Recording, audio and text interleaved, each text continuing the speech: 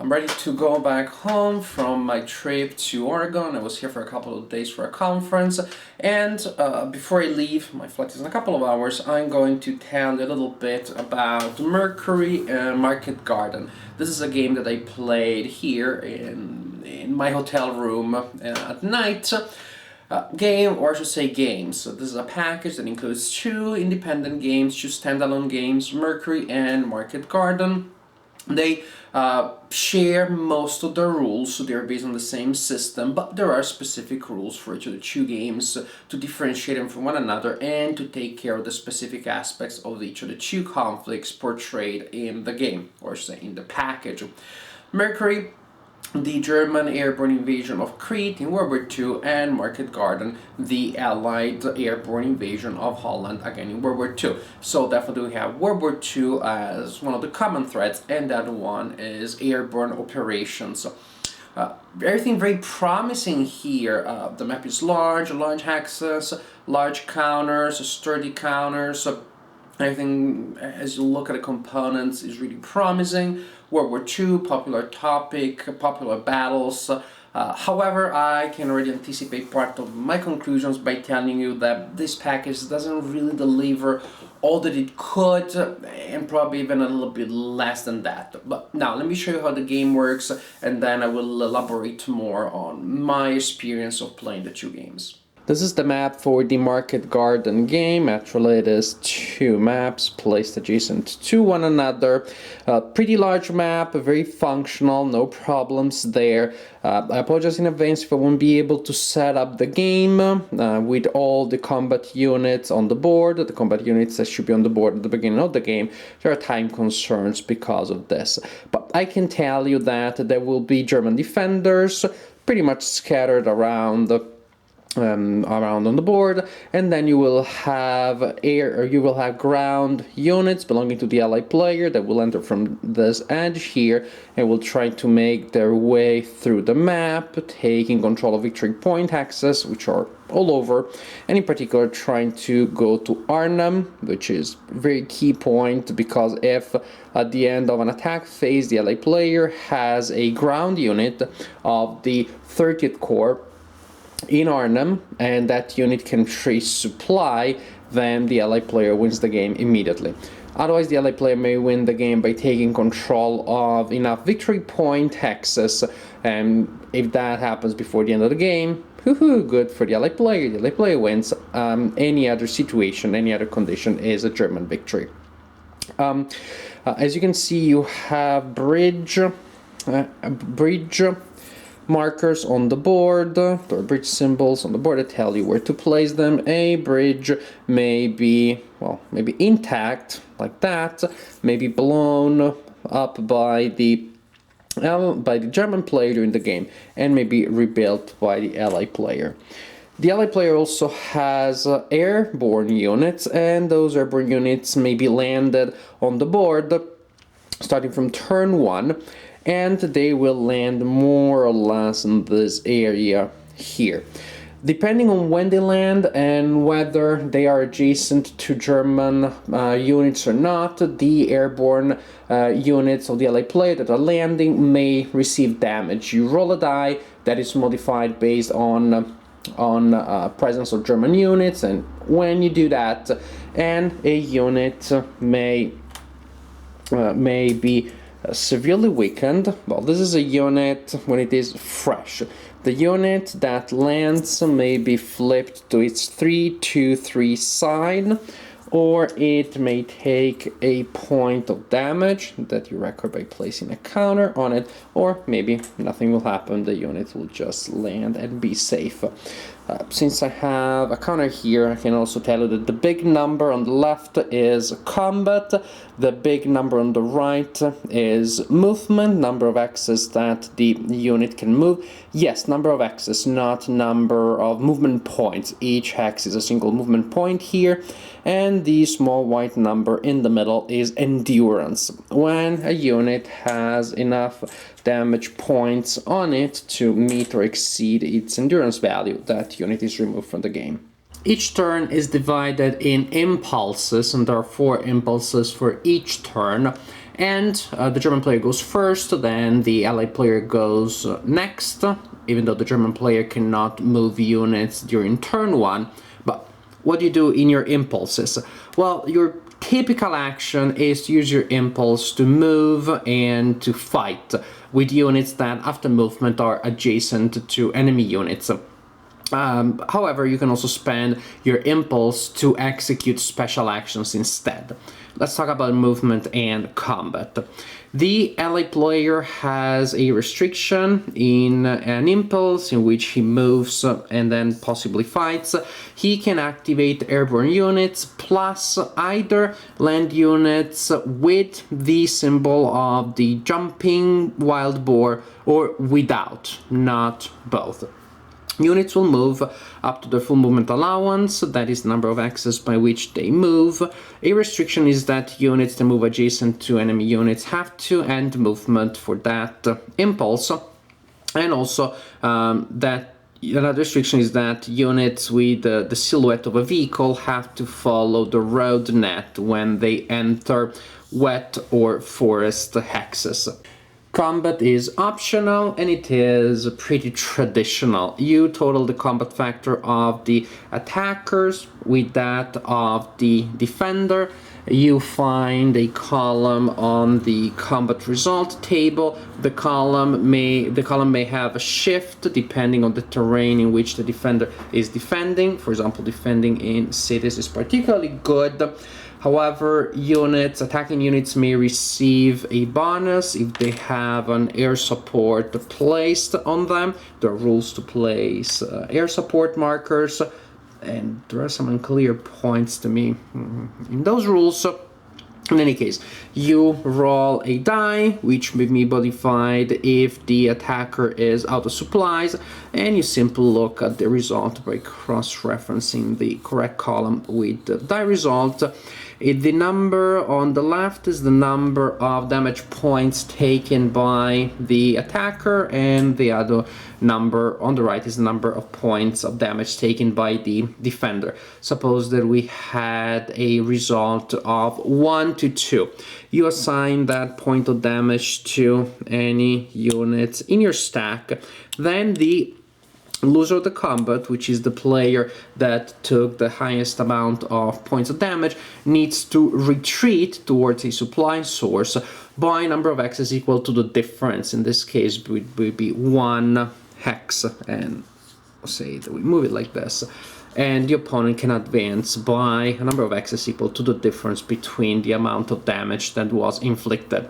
You cannot retreat adjacent to an enemy unit unless there is a friendly unit there, or unless the rules say you're retreating in a mountain hex. Problem is that there are no mountain hexes on the map in this game. Oh well. As I said earlier, there are also special actions that you can perform instead of moving and attacking. For example, the ally player can bring in airborne units, and needs to perform a roll on the special table for that, or the German player can blow up bridges that have allied units adjacent to them. Any and all such bridges can be blown up. The German player needs to roll a die, but it is very likely that the bridge will be destroyed. This is all fine and good. This prevents the allied player from receiving refit points. At the end of each turn, there's an amount of damage points that you can remove by using refit points, but only units that are in supply can have that. And also supplies are important for victory conditions, and units that are not in supply have a penalty. And you can trace supply lines normally through clear access, but you can trace supply through wet access or forest access only using a road, and the road is interrupted if there is a destroyed bridge along the road that you're trying to use. Also, you can move through major rivers only using bridges. Units with an armor silhouette can only use roads to go through wet access. So again, it is important that the bridges are there. However, there are several things here that are worth noting. For example, one is that if at the beginning of a turn there is an allied unit in a location with the blown bridge, then the bridge is repaired automatically, and that would be the case. So you just wait until towards the end of a turn to move adjacent to an enemy bridge so that you can then rebuild it easily. But it is even easier for the LA player simply not to give the German player the joy and the chance to blow up bridges. How you do that? By ending your turn not adjacent to bridges, and that also includes in the X with a bridge because you're still not adjacent. So if this is the end of an allied turn, then now an allied impulse, now it is the German impulse. The German player cannot blow up any of these bridges. Next allied impulse, the allied player can move these two units by 4. 1, 2, 3, 4. Ta-da! Also, another thing about supplies is that against all that is holy and sacred in wargaming, enemy units and enemy zones of control do not interrupt supply lines. I could not find anything in the rules about that. Maybe is it implied, but I really think if that's the case, it should be there. But a game in which enemy units do not interrupt supply lines, to me, it is just too hard to cope with. This is the map for the Mercury operation, the Mercury game. It is printed on the back of the two maps that I showed you earlier. Here you see the island of Crete that the German player is going to try to take control of. The system is the same as you had before. Turns divided in impulses. Impulses can be used to move and attack. Special actions will be the sole action in an impulse. You attack with combat odds, there are modifiers, damage is going to be taken, retreats, advance after combat, same thing as before. There are just small modifications here and there. For example, movement. Units need to stop moving when they enter a mountain X unless they are following a road. Of course, if one looks at the map carefully, there are no mountain X's, meaning this type of terrain here that is predominant is called rough terrain here, but the rulebook says that there are mountain X's. So I assume that these are all mountain X's. Again, it is just something that could have been double checked and could have been polished to avoid ambiguities. I played that these are mountain X's. So most units will have to stop when they move into one such hex without using a road, with the exception of German mountain units. Like in the other game, in the Market Garden game, you will have a lot of units entering the board from the sky. Airborne units, this time it is German airborne units. At the beginning of the game, German airborne units are placed in these 3 boxes. Set of instructions will tell you which units go in which box. And then they enter the game, like in the other game, by rolling a die to see if they take damage as they land on the board. And again, like in the other game, the situation on the board will modify their chances of getting to the ground without damage. However, here's a problem, that at the beginning of the game there's a large group of airborne units waiting in that box. That is by far the largest group of German units. Later in the game you receive reinforcements and you choose the box in which those reinforcements can go. If the German player concentrates reinforcements here, those together with the ones that enter at the beginning of the game form such a large wall, such a strong wall of units, that these units will just move gradually and slowly but steadily in this direction, pretty much wiping the floor with any allied unit that will attempt to stop them or to slow them down. The German units are much stronger than allied units. There's pretty much nothing that the allied player can use to really oppose the advance of the German units. There's several ways in which the game can be won by the Germans.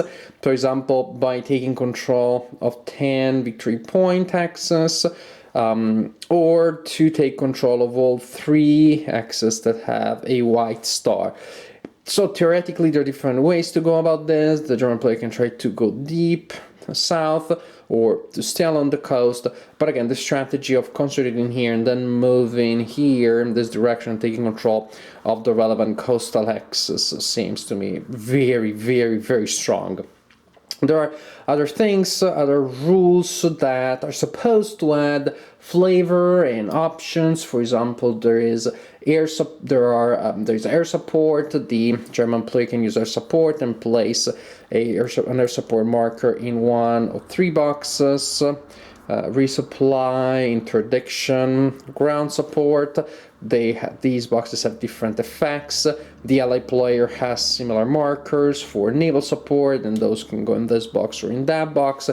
I won't even get into the detail of all of these things because they're cool, they're neat, but they're not all that relevant. Simply the disproportion in terms of strength on the counters between the Allies and the Germans, that is pretty much what seems to me to lead the game, to determine how the game is gonna go, what happens in the game. Playing these two games was, alas, disappointing. It was a disappointing and underwhelming experience. First, there is a frustrating aspect of rules that need a complete reworking, a complete rewriting. The best of the problems that you will have is with things that are implicit, that you can figure out if you put together different passages and you say, oh, that's probably what it means.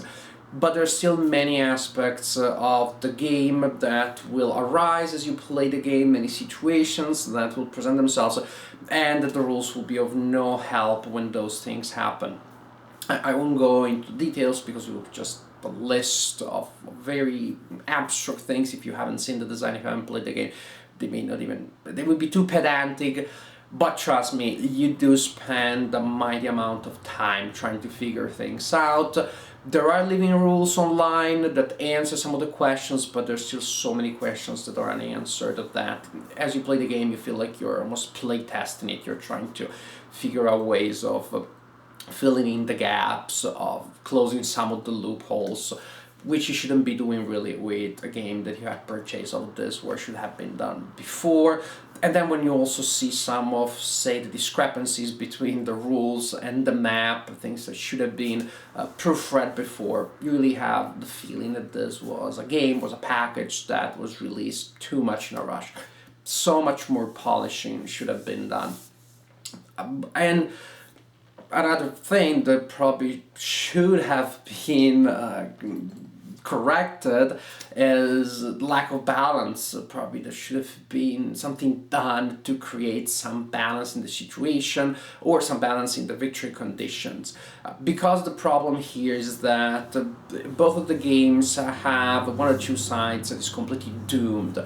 In Market Garden, it is pretty much because of the gaminess of some of the things that you have in the design that will allow the allied player to avoid and to deny a lot of advantages that the German player could have. There are German units that when destroyed will come back.